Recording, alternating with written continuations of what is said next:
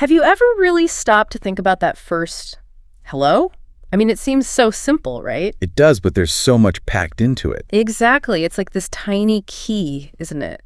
A universal way we, well, connect.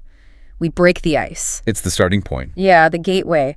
And for you listening, these first little exchanges, they're foundational. They're how we start figuring each other out, building that initial rapport. Building bridges, essentially. So today we're doing a deep dive into, the nuts and bolts of everyday chat, specifically greetings and small talk. Mm-hmm. Our source material today is this really interesting script, actually designed to teach these skills, but we're going deeper, looking at the mechanics, the unspoken stuff. Right, we're not just about memorizing phrases here. No way. Our mission really is to unpack the nuances. There's an art to it, isn't there? And they're incredibly useful, these little exchanges. Way more than just polite noises. Absolutely. We want to explore what makes them work and how understanding that can make your own communication, well, much more effective. Okay, so let's unpack that opening move. The first, hello. We all use hello, hi, hey. The source material lays these out, but what's the real difference? When you choose hey instead of hello, what's actually going on there? Is it just being casual? Well, it is about casualness, but it's more than that. These words are like instant social thermometers, Oh, I like that. Social thermometers. Yeah. Hey signals informality straight away. It kind of assumes you already know the person or you're okay with getting familiar fast. Okay. Use hey in a super formal meeting, though. Yeah, that may be awkward. Exactly. It can feel a bit disrespectful, maybe. Yeah. Because you're breaking the expected code for that situation. It's about the social space you're trying to create, right from word one. And the source points that out.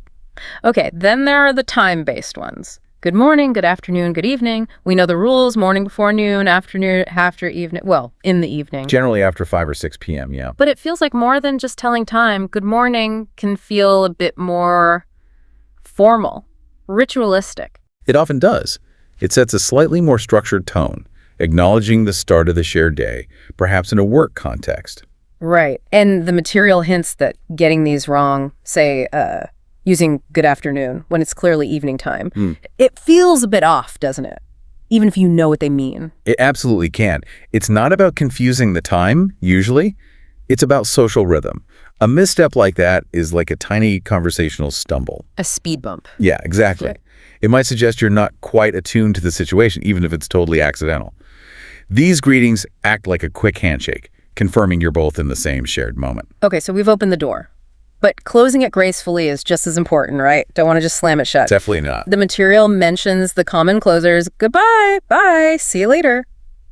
What's the art to the exit here? How do these help leave a good feeling?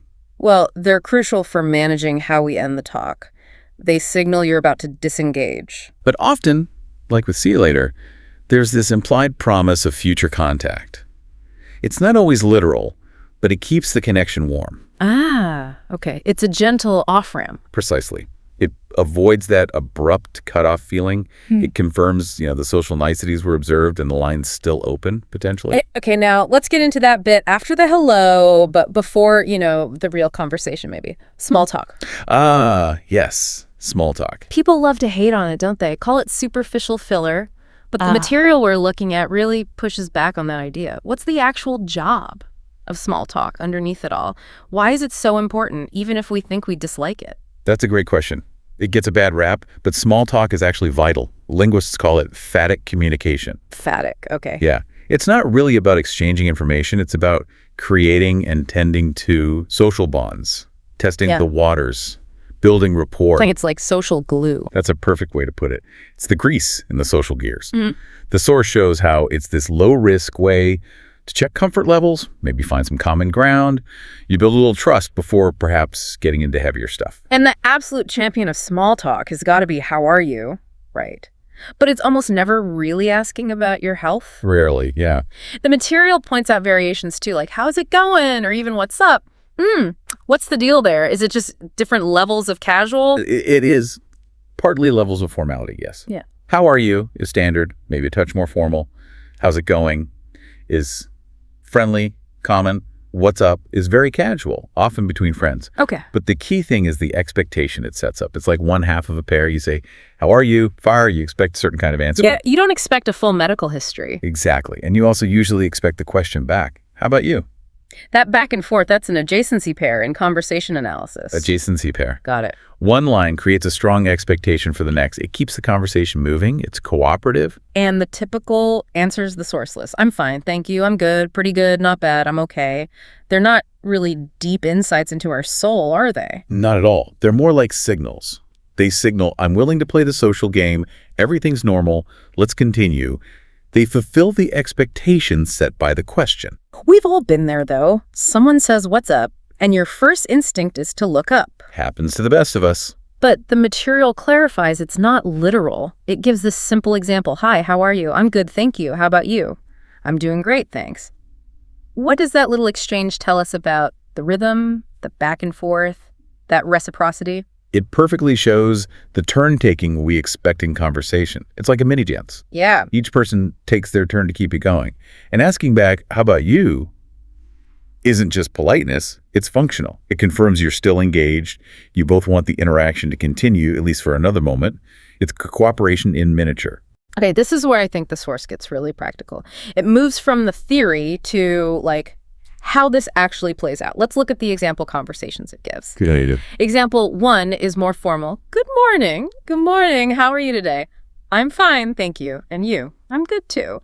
What jumps out at you there in terms of, say, the social distance? Well, the repetition of good morning, the full how are you today, Yeah. the very explicit thank you and you, it all signals a greater social distance. It feels more formal, maybe professional. Right. It's almost like a script. In a way, yeah. The material implies this isn't just random. It's a choice to keep things at a certain level of formal politeness, decorum. Okay, then example 2. Totally different vibe. Hey, what's up? Not much, just relaxing. How about you? Same here, just taking it easy. Whoa. What's the signal here? Oh, this is pure phatic territory, isn't it? Yeah. The answer's not much. Same here. They don't convey any real news. It's all about confirming you're in the same boat, you know? Shared context, easy connection. Solidarity. Exactly. It builds rapport through shared low-effort status. It's like saying, yep, we're cool, we get each other. No real information needs to change hands. And the third one feels like a middle ground. Hi, how's it going? Pretty good. And you? Doing well, thanks. Efficient, but still warm. It's friendly, uses a slightly more relaxed question. How's it going? And response, pretty good. Still has the reciprocity. It's a nice, standard, friendly exchange. So these examples together really show how flexible this stuff is. They really do. It's not about rigid rules. It's a toolkit. Right. And you pick the right tool for the job, depending on the social situation. Are you talking to your boss or your best friend? The material helps us see that spectrum of what we call pragmatic competence, using language effectively for the situation. Which isn't just knowing the words, but knowing how and when to use them, and reacting quickly, that instinct. That instinct is crucial. The source material even has this little quiz section, which kind of highlights those automatic reactions we have. Yeah, it does. And it reinforces the core patterns. If someone says, hi, what do you say back? Hi. Or hello, usually. Right. If they ask, how are you? You give one of those standard answers, I'm good, thanks. Or fine, and probably ask back. Exactly. And if they say, see you later. Right. Or see ya. Pretty automatic, isn't it? Breaking it down like this shows how these quick responses keep things smooth. They signal you understand the unwritten rules of the conversation game. Yeah, it shows you're like present and playing along by the shared rules. It avoids awkwardness. Keeps the interaction flowing. So to really get good at this, the material offers some solid practical tips. Things like practice every day, makes sense. Absolutely. Repetition helps. And importantly, don't be afraid to make mistakes, which is huge, I think, especially if you're learning a language or even just trying to get better socially. Crucial. Mistakes are how we learn, right? Especially in something as fluid as conversation. Totally. It also suggests try using English with your friends and listen and repeat often. Seems like sound advice. It really is. And what this all boils down to for you, the listener, is that these aren't just, language tricks. Right. They're fundamental strategies for building confidence, for communicating better in pretty much any situation. It's about actively engaging, being willing to learn, and getting over that fear of messing up sometimes. Which are great skills for life, not just small talk. Invaluable skills. Yes. It encourages you to just jump in and embrace how real conversation actually works, bumps and all. So wrapping up, we've taken this deep dive into what looks simple on the surface, greetings and small talk, but found it's actually this really intricate, practical system for launching human connection. It truly is.